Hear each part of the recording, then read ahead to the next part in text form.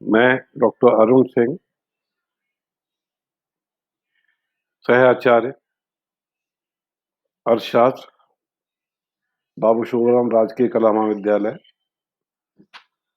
आज गणितीय अर्थशास्त्र बीए पार्ट थर्ड के पेपर के अंतर्गत उपभोक्ता व्यवहार के सिद्धांत के बारे में कुछ चर्चा करूंगा। उपभोक्ता व्यवहार का अध्ययन करते समय यह माना जाता है कि उपभोक्ता विवेकशील है, या उपभोक्ता की विवेकशीलता से तात्पर्य है आय प्रतिबंधों की स्थिति में उपभोक्ता वस्तु या वस्तुओं से प्राप्त उपयोगिता को अधिकतम करना चाहता है। उसे अपने पास उपलब्ध सभी संसाधनों की पूर्ण जानकारी है। उसे अपने पास उपलब्ध सभी विकल्पों की भी पूर्ण जानकारी है। वह उपलब्ध विकल्पों के मूल्यांकन में सक्षम है। वह अपने संपूर्ण संसाधनों को इन विकल्पों पर आवंटित करता है, अर्थात वह अपने संसाधनों में से कुछ नहीं बचाता। उपयोगिता वस्तु की वह शक्ति या गुण या क्षमता जिससे किसी व्यक्ति की आवश्यकता विशेष की पूर्ति की जा सके, उसे उपयोगिता कहा जाता है। दूसरे शब्दों में, अर्थशास्त्र में किसी वस्तु या सेवा की आवश्यकता पूर्ति करने की शक्ति को उपयोगिता कहा जाता है। यह एक मनोवैज्ञानिक धारणा है जिसको उपभोक्ता अपने मस्तिष्क में महसूस करता है। आवश्यकता पूर्ति को दो रूपों में देखा जा सकता है: किसी वस्तु की संतुष्टि प्रदान करने की क्षमता या अनुमानित संतुष्टि, और दूसरा वास्तविक संतुष्टि। यहाँ उपयोगिता से तात्पर्य अनुमानित संतुष्टि से है। उपयोगिता का संबंध नैतिक मूल्यों से नहीं है। उपयोगिता का विचार व्यक्तिगत है। समय, स्थान और परिस्थिति के अनुसार व्यक्ति के लिए उपयोगिता बदलती रहती है। उपयोगिता विश्लेषण के दो रूप हैं: पहला गणनावाचक विचार, दूसरा क्रमवाचक विचार। गणनावाचक विचार के जन्मदाता एल्फ्रेड मार्शल हैं। उन्होंने अपनी पुस्तक प्रिंसिपल ऑफ इकोनॉमिक्स में कहा कि उपयोगिता का परिमाणात्मक मापन संभव है। उपयोगिता को मोटे रूप में द्रव्य रूपी पैमाने पर मापा जा सकता है, अर्थात मुद्रा के रूप में। किसी वस्तु को दी जाने वाली कीमत ही मोटे रूप में उस वस्तु की उपयोगिता है। यह दृष्टिकोण मूल रूप से निम्न मान्यताओं पर आधारित है: पहला, उपयोगिता अंकों में मापनीय है। दूसरा, उपयोगिता योगशील है। यदि हमें कुल उपयोगिता प्राप्त करनी है तो जो वस्तुएं हैं x1, x2, x3, x4 या xn, उन सभी वस्तुओं की उपयोगिताओं को यदि योग कर दिया जाए तो हमें कुल उपयोगिता प्राप्त हो जाती है। जैसे U is equal to U1 x1 plus U2 x2, या U1 x1 वस्तु से मिलने वाली उपयोगिता है, U2 x2 वस्तु से मिलने वाली उपयोगिता है।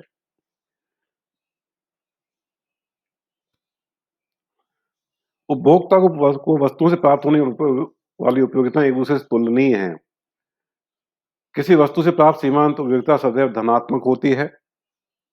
एक वस्तु की उत्तरोत्तर उपयोग इकाइयों का उपयोग करने पर, अर्थात प्रत्येक अतिरिक्त इकाई का उपयोग करने पर, उस वस्तु की सीमांत उपयोगिता घटती जाती है।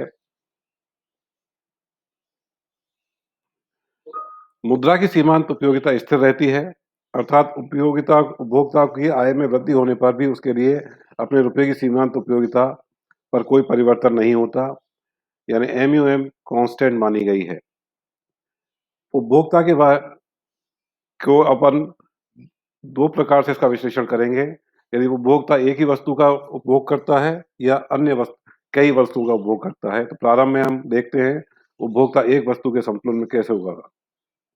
माना एक उपभोक्ता अपनी समस्त आय एक ही वस्तु पर व्यय करना चाहता है, यानी U is equal to function of QX है, या QX एक ही वस्तु की मात्रा है। यह चित्र हमें कुल उपयोगिता और सीमांत उपयोगिता के मध्य संबंध बताता है। जहां सीमांत उपयोगिता शून्य होती है, वहां कुल उपयोगिता अधिकतम होती है। यहाँ उपयोगिता को मौद्रिक रूप में मापा गया है। मानो वस्तु की कीमत Px है, इस स्थिति में उपभोक्ता का व्यय Px गुणा QX होगा। चूंकि उपभोक्ता कुल उपयोगिता को अधिकतम करना चाहता है, तो इसका QX के संदर्भ में कुल अवकलन करने पर डेल U बटे del QX is equal to del PX QX upon del QX is equal to 0। क्योंकि सीमांत उपयोगिता जहां शून्य होती है, वहां कुल उपयोगिता अधिकतम होती है। MUX is equal to PX एक वस्तु की समतुल्य की शर्त है, अर्थात उपभोक्ता उस बिंदु तक वस्तु का उपभोग करेगा जहां वस्तु से प्राप्त सीमांत उपयोगिता वस्तु कीमत के बराबर ना हो जाए। क्योंकि PX इज ग्रेटर देन 0 होती है, अतः संतुलन स्थिति में सदैव MUX इज ग्रेटर देन 0 होगी। MUX बराबर 0 होने पर की स्थिति में कुल उपयोगिता यानी TU अधिकतम होगी। सम सीमांत उपयोगिता नियम, उसकी गणितीय व्याख्या। मान लो दो वस्तुओं के संदर्भ में हम उपयोगिता अधिकतम उपयोगिता को देखना चाहते हैं, तो U is equal to function of Q1 Q2, यानी यहाँ Q1 पहली वस्तु है, Q2 दूसरी वस्तु है। उपभोक्ता के पास व्यय करने के लिए मानो M इकाई हैं, तो उसे दोनों वस्तुओं पर जो व्यय करेगा वो P1 Q1 plus P2 Q2, जहां P1 Q1 वस्तु की कीमत है और P2 Q2 वस्तु की कीमत है। Q2 को Q1 के फलन के रूप में रखने पर सेकंड समीकरण को अपन इस रूप में चेंज कर सकते हैं कि Q2 is equal to M upon P2 minus P1 upon P2 into Q1।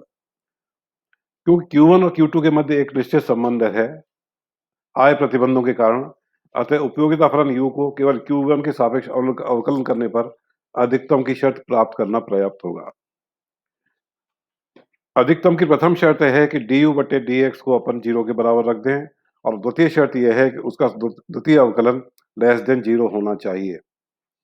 dq2 upon dq1 करने पर हमें p1 अपॉन p2 प्राप्त होता है। समीकरण उसे q2 का मान समीकरण 1 में रखने पर तो v is equal to function of q1, q2 का मान अपन ने रख दिया m upon p2 minus p1 बटे p2 इंटू q1। समीकरण 5 का Q1 के सापेक्ष कुल अवकलन करने पर और शून्य के बराबर रखने पर du बटे dq1 डेल u बटे del q1 into del q1 upon del q1 plus del u upon del q2 पर del q2 upon del q1 is equal to 0। du upon dq1 del u upon dq1 del q1 plus del u upon del q2 upon del q1 की जगह हम minus p1 upon p2 रख सकते हैं समीकरण 4 से। Del u upon del q1 बराबर f q1 plus f q2 minus p1 upon p2, या f q1 बराबर f q2 into p1 into p2, या f q1 upon p1 is equal to f q2 upon p2। कहने का मतलब यह है कि सीमांत उपयोगिता और वस्तु की कीमत का अनुपात दूसरे वस्तु की सीमांत उपयोगिता कीमत के अनुपात के बराबर होता है, वहीं उपभोक्ता को अधिकतम संतुष्टि प्राप्त होती है। द्वितीय क्रम की शर्त del 2u upon del q1 is less than 0।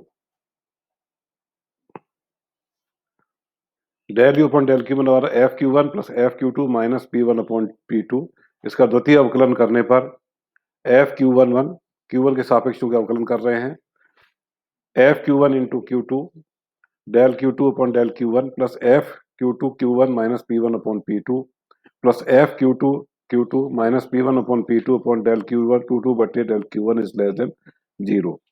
क्योंकि del q2 upon del q1 बराबर माइनस p1 अपॉन p2 है, तो del q2 upon del q1 के स्थान पर माइनस p1 अपॉन p2 रखने पर तो ये समीकरण में हमने डेल q1 और डेल q1 की वैल्यू रख दी है, f q1 q2 plus f1 q1 q2 minus p1 upon p2 plus f q2 q1 minus p1 upon p2 plus f q2 q2 minus p1 upon p2 del q2 upon del q1, और f q1 q2 plus 2f q1 q1 q2, क्योंकि अपन इन दोनों को जोड़ सकते हैं, f q2 1 q1 और f q1 q2 दोनों का मान बराबर होता है, इसलिए इनको 2 कर दिया गया है, plus f q2 q2 minus p1 square upon p2 square. ये इसका मान लेस देन 0 होना चाहिए, तभी उपभोक्ता की द्वितीय क्रम की शर्त पूरी होगी। तो अतः उपयोगिता अधिकतम की 2 शर्तें हैं। पहला, सीमांत उपयोगिताओं का अनुपात, दोनों वस्तुओं की सीमांत उपयोगिताओं का अनुपात उनकी कीमत अनुपात के बराबर होना चाहिए, और द्वितीय क्रम की शर्त है f q1 q2 p2 square minus 2 p1 p2 f q1 q2 plus f q2 q2 p1 square is less than 0। इसको हम द्वितीय विधि से भी सिद्ध कर सकते हैं। इसके अंदर हम लैग्रेंज मल्टीप्लायर का उपयोग करेंगे। u is equal to function of q1 q2 plus Lagrange multiplier हमने लैम्डा डाला है m minus p1 q1 minus p2 q2, ये बजट प्रतिबंध है। Q1 के सापेक्ष आंशिक अवकलन करने पर FQ1 minus lambda P1 is equal to 0। Q2 के सापेक्ष आंशिक अवकलन करने पर FQ2 माइनस लैम्डा P2 बराबर 0। डेल यू बटे डेल लैम्डा बराबर M minus P1 Q1 minus P2 Q2। समीकरण 8 में अपन 9 का भाग दें तो FQ1 अपॉन FQ2 बराबर P1 अपॉन P2। वही पहली वाली शर्त प्राप्त हो गई कि दोनों वस्तुओं की सीमांत उपयोगिताओं का अनुपात कीमत अनुपात के बराबर होना चाहिए। इसके लिए द्वितीय क्रम की शर्त जो बॉर्डर हेंसियन डिटरमिनेंट है उसका मान ग्रेटर देन 0 होना चाहिए। तो border Hessian determinant 0 minus P1 minus P2 minus P1 FQ1 Q1 FQ1 Q2 minus P2 FQ2 Q1 FQ2 is greater than 0। धन्यवाद।